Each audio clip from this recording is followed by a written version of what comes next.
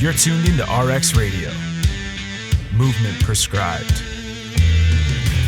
Brought to you by Prescript.com. A personalized approach to keeping you healthy and making your best even better. Your hosts, Dr. Jordan Shallow and Dr. Jordan Jiunta.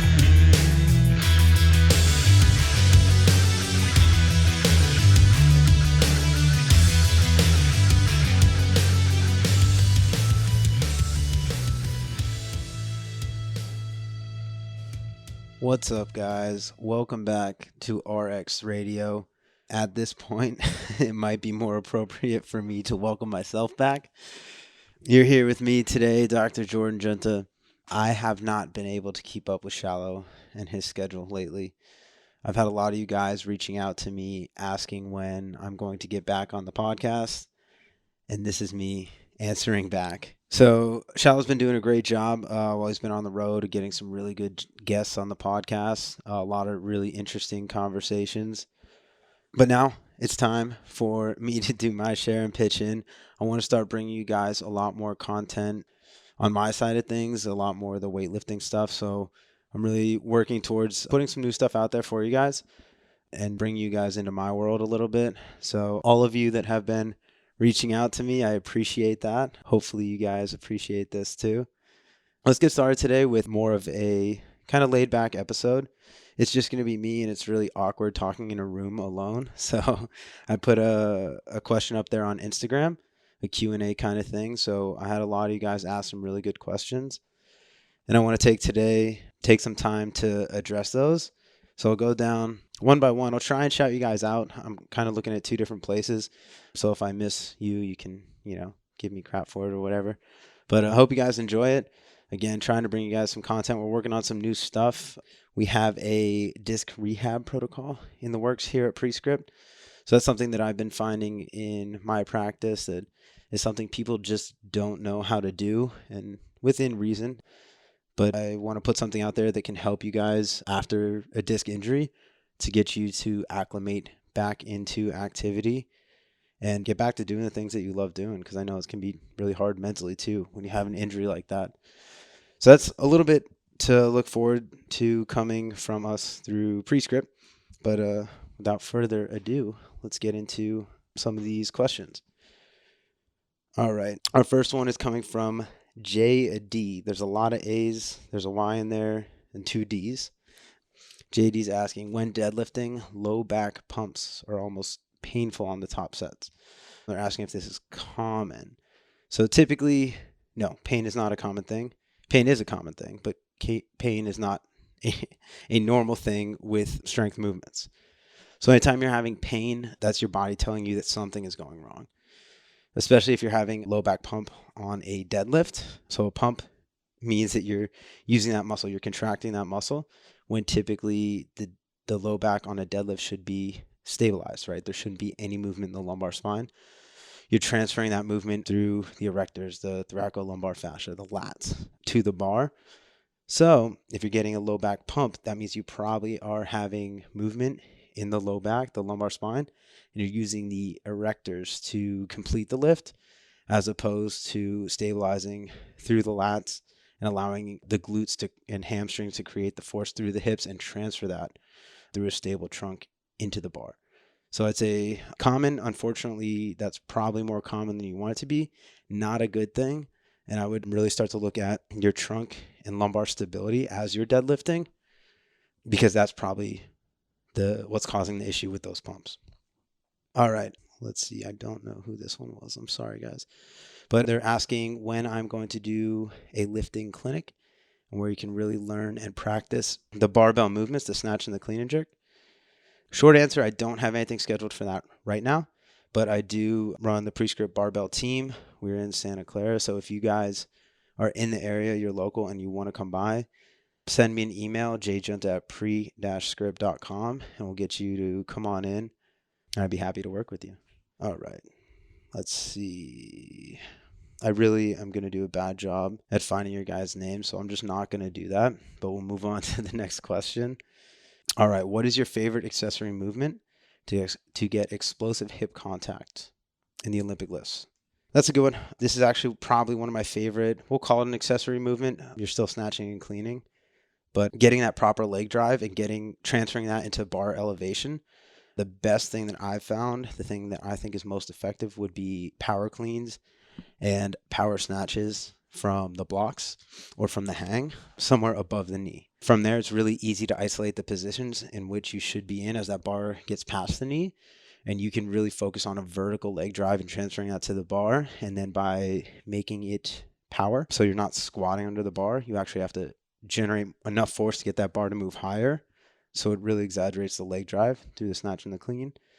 For those, I'll usually start doubles or triples in the mid 60% range so that you get a little more exposure. And then over the next couple, 3-4 weeks, funnel that down towards singles that are edging towards around 80%. And by the time you get around 80%, even for singles in the lifts, for power singles in the lifts, off the blocks, you should be pretty efficient as long as you're catching them power with that leg drive. So I really like that question. All right. Next one. When teaching someone to snatch, do you start with hangs or pulls first? The answer is yes. Whenever I teach the snatch, I teach it in a way where they're learning the order of muscle contraction. So typically start from the hips. And when I say the order, I mean you're using the hips and legs to the fullest extent.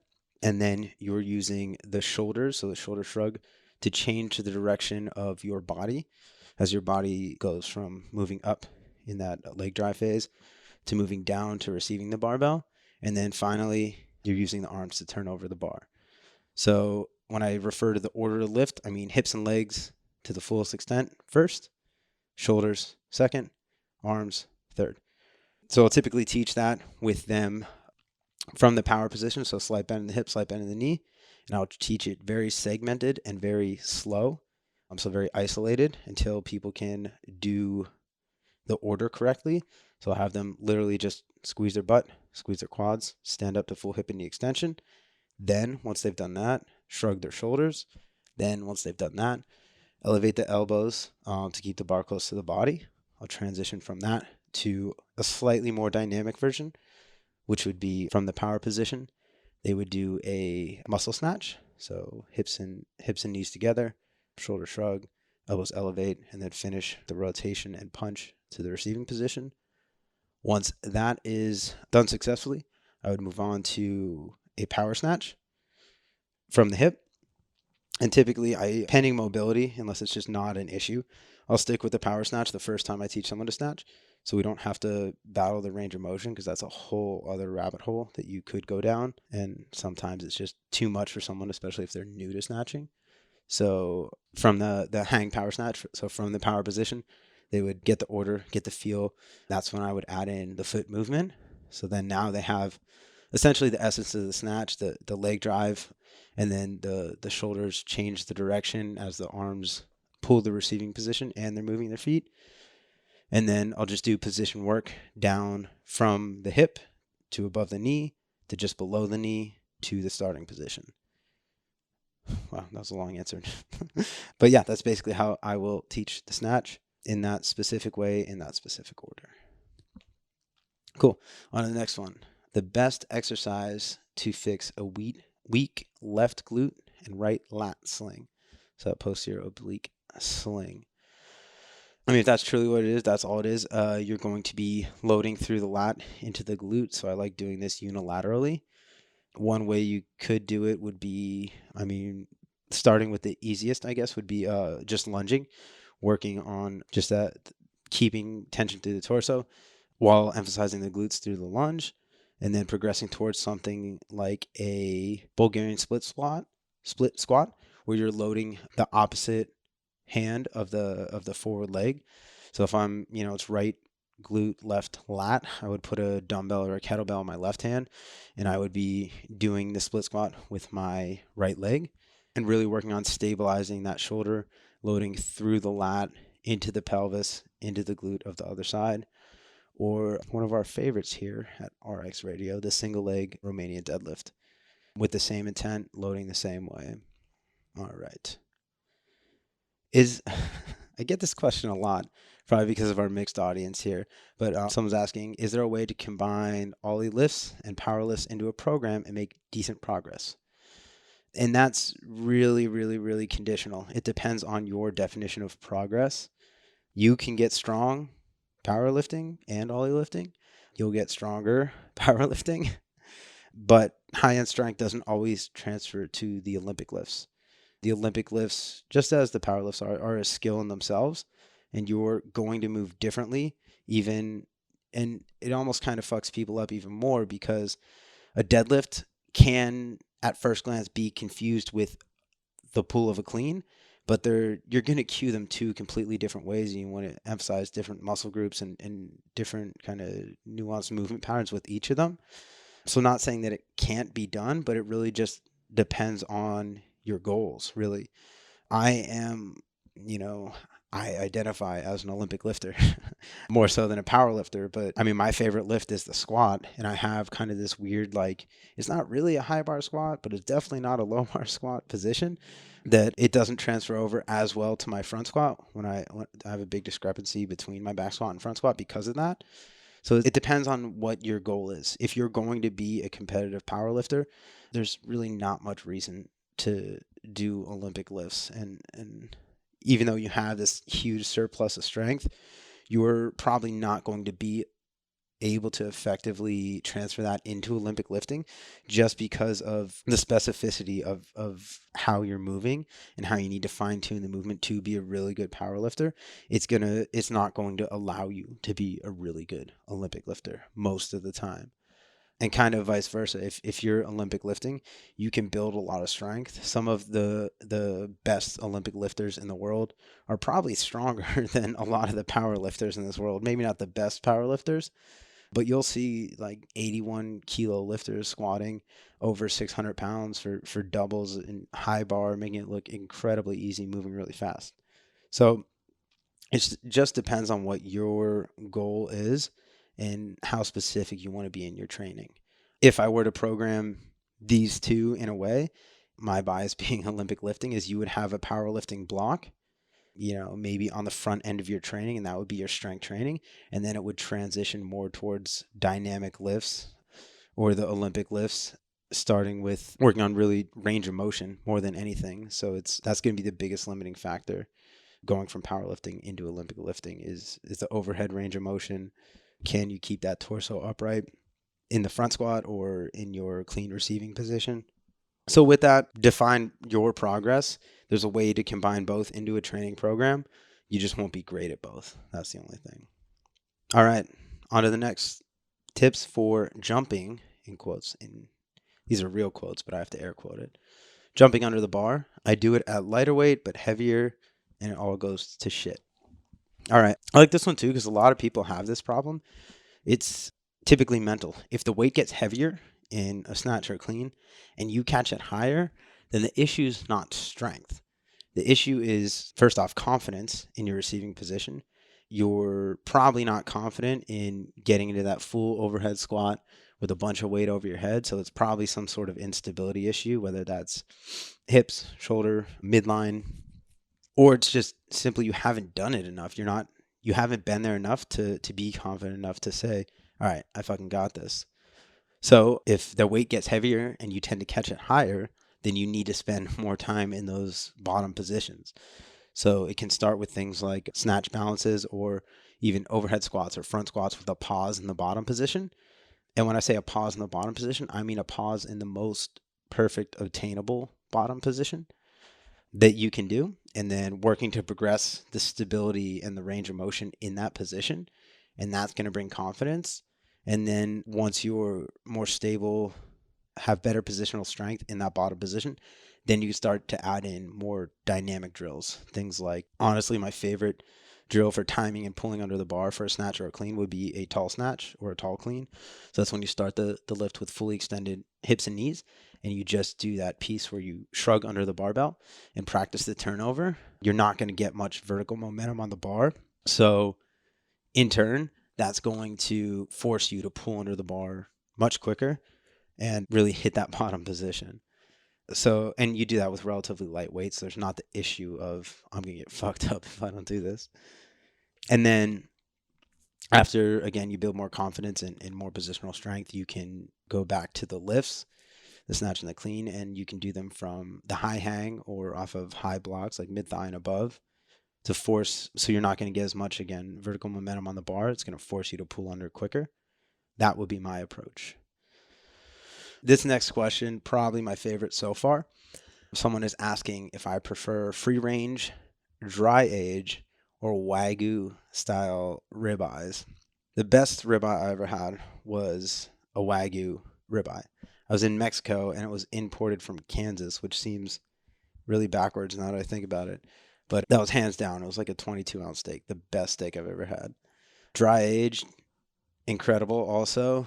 Free range. I'm not sure if free range and grass fed are the same things, but grass fed beef tastes like fish to me, and that's a big turnoff. So not that one. Definitely Wagyu. Good question. Next question is about jerks, bracing in the jerk. So when bracing for the jerk, do you Valsalva against the belt or cue pulling the belly in? So short answer would be the Valsalva. You don't want to pull the belly in because you're not actually causing any stability here. So if you're not, I would recommend jerking heavy with a belt unless you just have incredible core strength and stability. But for most people, it's going to give you a little bit of an edge, just like squatting with a belt. But the idea is that belt is probably just above your belly button, right? Right around where that diaphragm is.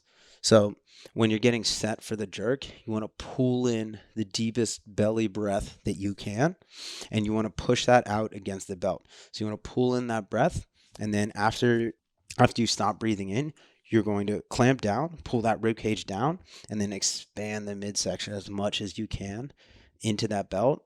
And the idea is that once that's locked in, there's no movement. You want a full 100% force transfer from the legs, from the force you're creating through the ground by pushing the legs into the ground, into that barbell that's on your shoulder. So any movement in the midline is going to be a loss of transfer. The bar's not going to go as high. There's a chance of injury with that kind of stuff. So that's not good. So if you're just sucking that belly in, you're going to fold like a fucking lawn chair. Cool. Next one, deadlift question again. Always get sore inner thighs after sumo deadlifts. Shit, me too. How would you identify the issue and work to fix it? Okay, so you have sore inner thighs after sumo deadlifts. Let's think about the movement pattern a little bit. So the feet are, or the hips are more abducted than they would be in a conventional stance. So that right there is going to put more demand on those inner thigh muscles, your adductors, for hip and pelvic stability as you go through the movement. And then how the adductors work, the anterior fibers work with the quads to flex the hip, and the posterior fibers work with the hamstrings to extend the hip. So it could be that you are calling more on your posterior fibers of your adductors because you are lacking in maybe hamstring or glute engagement in your lockout, causing that to be kind of the weak link in the chain. So I would attack that from two different ways. I would get the adductors stronger, get them. It could also be an instability issue so that you're putting them in an unstable position and they're just screaming out because of that. So I would try and build better stability through the adductors, and then to make sure that they're not having to pick up the slack for the hamstrings and the glutes, I would do some hamstring and glute specific strengthening also. All right. Next on the list, do I see value in isometric holds in the snatch position overhead for non-Olympic lifters? Cool. Again, like a lot of these questions, it really depends. What is the goal? I think it is very valuable in a standpoint of just life in general for you to be able to support things over your head. So I'd say if you can hold things over your head in that overhead squat position, it's going to tell me a lot of things. It's going to tell me that you have a very good awareness of where you're at in space, incredible flexibility, mobility, stability of, basically your hips, ankles, spine, shoulder. So it means that if you can do that properly, you are, generally speaking, pretty high functioning in terms of joint stability. If you cannot do that, I don't think it's the right progression to just dive in and do these overhead holds, because if one day you're able to do them, then you will be high functioning. There needs to be some sort of progression to get there. So you can even start with things like, honestly, like a squatting progression, right? Like a going from a low bar, training high bar for a little bit, training front squat or goblet squat, things that are going to keep you more upright, doing counterbalance squat holds, things to start to open up those hips to allow you to get into that position, that lower body position with an upright torso.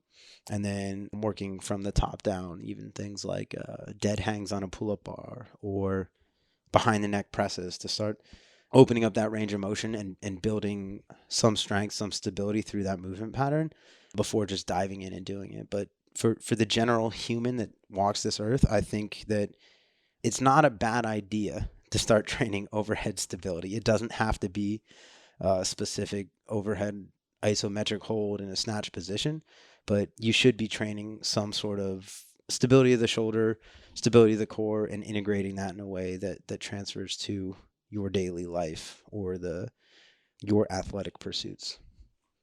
If that answers your question, even remotely, which it very well might not.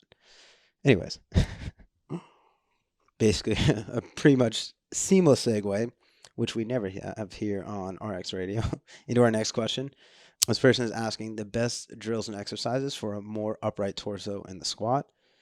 So basically all that stuff I just said, working through ankle and hip range of motion in your warm-up in some sort of static to dynamic progression, and then strengthening the positions. So one of my favorite things to warm up for any sort of squatting would just be a counterbalance squat hold.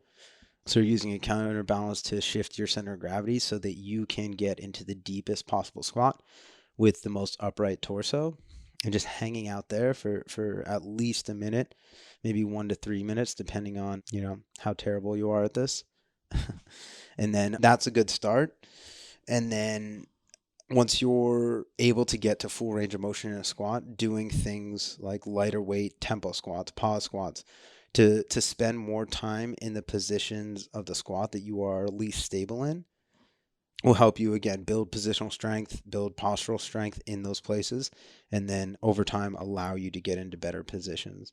So all that stuff that I previously mentioned, and then once you're actually squatting, tempo squats and pause squats. This next one's really good. This is something I've thought about putting together also for pre-script, so if you guys bug me enough, I'll put together a template for it. But the next question is about quad tendon pain, which is something that's near and dear to my heart. But the person said they have quit training altogether for 6 months, but now the pain is still slightly there. So that sounds like you're probably dealing with degenerative tendinitis at that point, which is basically when you've had tendon issues for so long that parts of the tendon actually start to degenerate, and it's not this nice elastic tendon that it once was. It loses elasticity, it's more stiff, you're going to get a lot more pain with it. So my basic protocol for stuff like this is loading. You need to load that tendon to build better strength in that, and I think some studies are even showing that it helps regenerate now. So the way that I do that, if I had to give you one thing to do, it would be get onto a knee extension, a quad extension machine at the gym, and start with incredibly lightweight and a very slow tempo for a mid-range of reps. So maybe 8 to 12 reps of a 5-second concentric, maybe a 2-second pause at the top, and then a 5-second eccentric to start loading that tendon. And it's probably not going to feel great on your first set, but I would do 2 to 3 to 4 sets, and each set that you go through, it should feel better. And after your last set, it should feel the best.